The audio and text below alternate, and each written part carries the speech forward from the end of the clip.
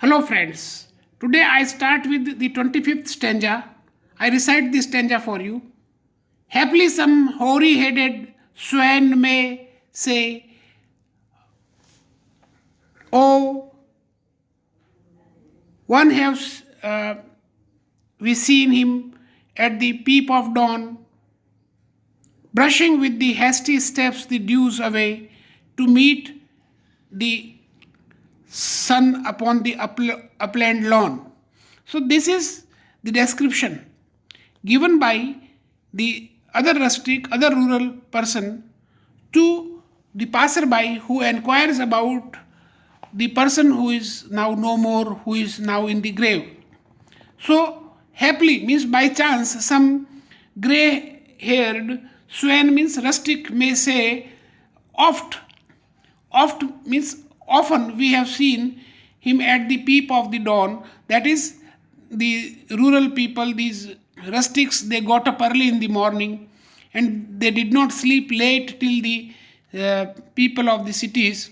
So at the dawn time we have seen him walking or going to the upland, means to a place which is higher up than the village.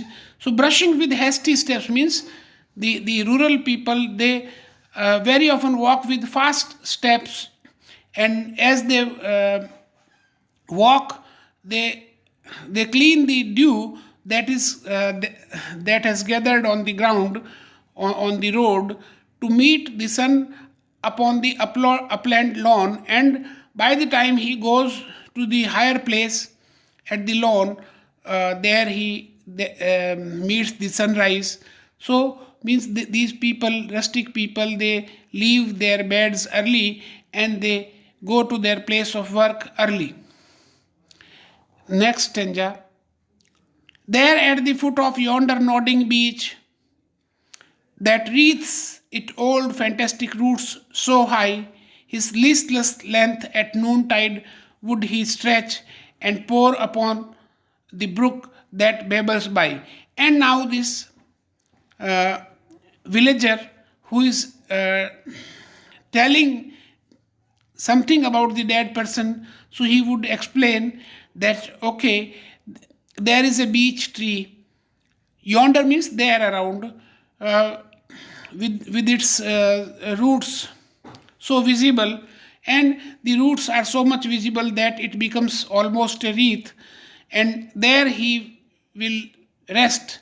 Listless means tired, means because after hard work he is tired, and so he would take a nap in the afternoon at noontide, means in the noon or in the afternoon he would take rest, and then he would concentrate upon the small river that passes by babbling.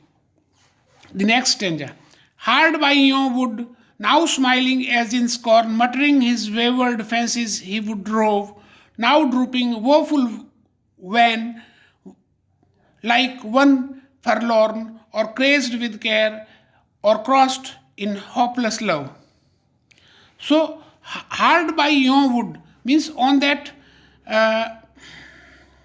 tree, he is under that tree he is resting, and now there are different type of thoughts passing in his mind, as if he is smiling at this world in scorn or in hatred, and he would speak his uncontrollably thoughts as he is moving around. Now drooping means falling down, woeful means he was in some trouble, he was in some sorrow, as if he has been in distress, he was forlorn, or probably he was mad with worries, or maybe he behaved like a person who has been cheated in his love, disappointed in his love. So means the thing is that time this old person, the dead person, was for some reason he was sick or something like that. Next stanza. One morn I missed him on the accustomed hill, along the heath, and near his favorite tree, Another came, not yet beside the rill, nor up the lawn, nor at the wood was he. So, for one day he appeared to be sick, but the next morning this narrator did not find the dead person on the hill where he usually met him. Now on the heath also he was not there. Now the next day he was not under his favorite tree, and then another day came and he was not beside that small river, and he was not even at the lawn up at the upland, or even in the wood he was not to be found. Means that person had passed away. Now he was not visible. The next stanza. The next, with dirges due in sad array, slow through the church way path we saw him before. We saw him born. Approach and read, for thou canst read the lay graved on the stone beneath your aged thorn. So then after some time it was found that with dirges means sad songs, in say sad array means sad line, means the mourners who mourned the death of this person. So they were walking in a procession slow through the church way path we saw him born. His coffin was being taken away. So now he asks the inquirer, and approach and read, for thou canst read, because you can read the lay. Lay means the poem which has been engraved on the tombstone under that old thorn tree. And now what does the epitaph?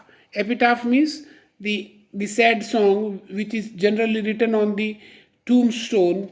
So this epitaph has 3 stanzas. I read the first stanza of the epitaph. Here rests his head upon the lap of earth, a youth to fortune and fame unknown. Fair signs frowned not on his humble birth, and melancholy marked him for her own.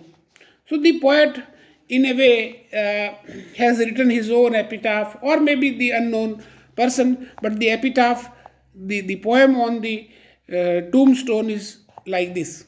Here rests his head upon the lap of earth. Means here on the lap of earth, this head of the dead person is lying there. He was a youth.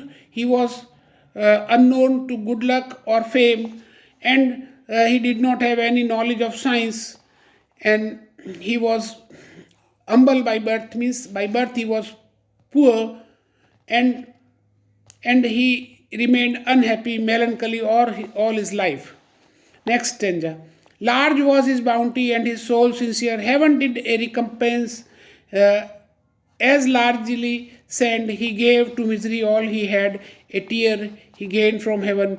It was all he wished, a friend.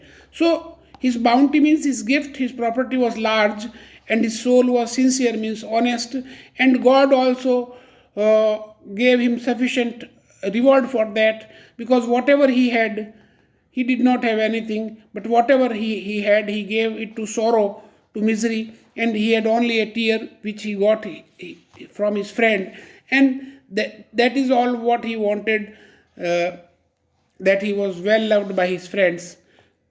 Next stanza and last stanza. No farther seek his merits to disclose, or draw his frailties from his dread abode. There they alike in trembling hope repose, the bosom of his father and his God. So the poet writes in the epitaph that, okay, now this is all, that he was well loved by his friends, and please don't ask about his good qualities, because if I tell more about him, I may probably speak of some weaknesses that he had as a human being, and I don't want to dig his weaknesses from his grave. And there in his grave he is resting in a trembling hope that probably God may take mercy on his soul.